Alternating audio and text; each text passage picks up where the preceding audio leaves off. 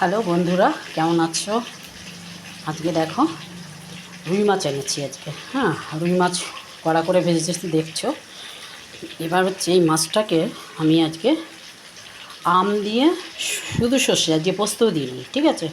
সর্ষে বাটা, হলুদ, নুন, লঙ্কার গুঁড়ো আর কটা কাঁচা লঙ্কা এর মধ্যে ছেড়ে দিয়েছি, ঠিক আছে। এবার এটা হচ্ছে মাছের মধ্যে ছেড়ে দেবো। যেহেতু মাছ ভাজা হয়ে গেছে, এখন এটার মধ্যে ছেড়ে দিলাম। গরম জল অবশ্যই দিয়েছি। আর হচ্ছে দুটো আমের টুকরো ছেড়ে দেব। এই যে রুইটা খেতে না দারুণ মজা লাগে। তোমরা খালি একটু জাস্ট করে খেয়ে দেখো।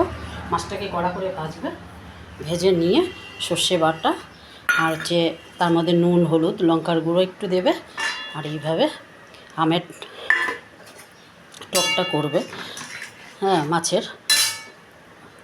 রুই মাছ, এটা কাতলা মাছ না, এটা রুই মাছ।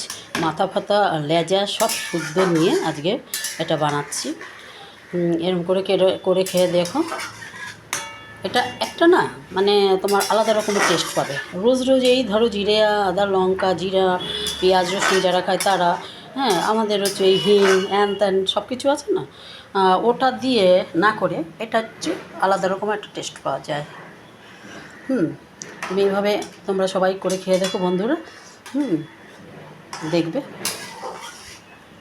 এটা কী লেভেলের লাগে টেস্ট, তাহলে বুঝতে পারবে। কমেন্টে জানিও কীরকম, কার কীরকম লাগলো এবং ভালো কি মন্দ, ঠিক আছে। কিন্তু একটু লাইক আর সাবস্ক্রাইব করে দিও প্লিজ মিষ্টি বন্ধুরা আমার। আর যাদেরকে ধরো রান্নাটা ভালো লাগছে না, তারা স্কিপ করে যেও, অসুবিধা নেই। আমার মিষ্টি বন্ধুরা যারা আমাকে বেশি একটু পছন্দ করো আমার রান্না, তারা একটুখানি লাইক কমেন্ট করো, তাতেই আমি খুশি। দেখো, কারোর বাড়িতেও যাচ্ছি না আমরা, কারোর কাছেও যাচ্ছি না, কিন্তু মানুষের সঙ্গে মানুষের সদ্ব্যবহার, আচরণ, একটু হাসি মুখে কথা বলা, এটাই যাবে সাথে, আর কিছুই না। সারা জীবন কিন্তু এটাই যাবে, তাই না? যে ওই অমুক মানুষটা খুব ভালো ছিলেন বা অমুক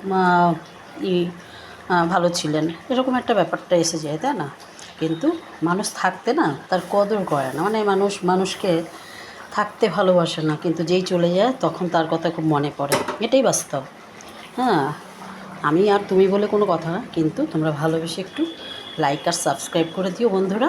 আর মাছটা কেমন রান্না, মানে করে এরমভাবে করে খেয়ে দেখো। মাছটাকে কড়া করে নুন, একটু লঙ্কার গুঁড়ো, হলুদ দিয়ে একটু বেশ অনেকক্ষণ মানে মেখে রেখে দেবে। তাতে কি মাছটা ভাজলে পরে না মাছের মধ্যে নুন মশলাটা ঢোকে। আর পরে হচ্ছে তোমার সর্ষে বাটা, লঙ্কা, কাঁচা লঙ্কা, ওটা দিয়ে বেটে নিয়ে রেখে দেবে। আর তার মধ্যে কাঁচা সর্ষের তেল, হলুদ আর লঙ্কার গুঁড়ো দিয়ে একটু গুলিয়ে নেবে গরম জল দিয়ে। তারপরে মাছ ভাজার মধ্যে ওটা ছেড়ে দেবে। কোনো ফোড়নের কোনো ব্যাপার নেই।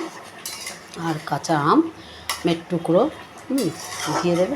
জাস্ট দেখো, জাস্ট অসম লাগে খেতে, মানে মুখটার না একটা রুচি পাবে খেলে। এটা এমন একটা ব্যাপার, ঠিক আছে। আর আজকে একটা জিনিস মাখা করছি, জানো কি? আম মাখা। আমটাকে ঘষে নিয়েছি, সর্ষে বাটা দিয়েছি, মিষ্টি, নুন আর কাঁচা লঙ্কা নিয়েছি। এটাকে মাখবো, মেখে গন্ধরাজ লেবু পাতা আছে না, ওটা দিয়ে মেখে খাবো। হেভি লাগে, খেয়ে দেখো। একটু পরে ঢেকে দেবে, একটু কমিয়ে, তারপরে নামিয়ে ফেলবো। মাছটাকে ঢেকে দিয়েছিলাম, তো এখন খুলে নিলাম। কালারটা কেমন এসছে দেখেছো? এবং চারিদিকে একটু তেল ভাসবে, দেখবে এই মাছটা হয়ে এসছে, ঠিক আছে। একটু ঝোল রাখবো আজকে, কারণ হচ্ছে ডাল আছে, টক ডাল আছে। তারপর হচ্ছে তোমার বড়া করেছি, বড়া আছে, ভেন্ডি আলু ভাজা, আর করেছি আমের ডাল, ঠিক আছে।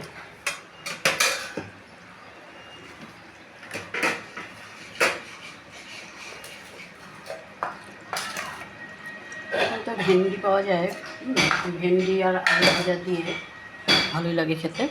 আর এই আমের টক দিয়ে, সর্ষের দিয়ে আমের টক,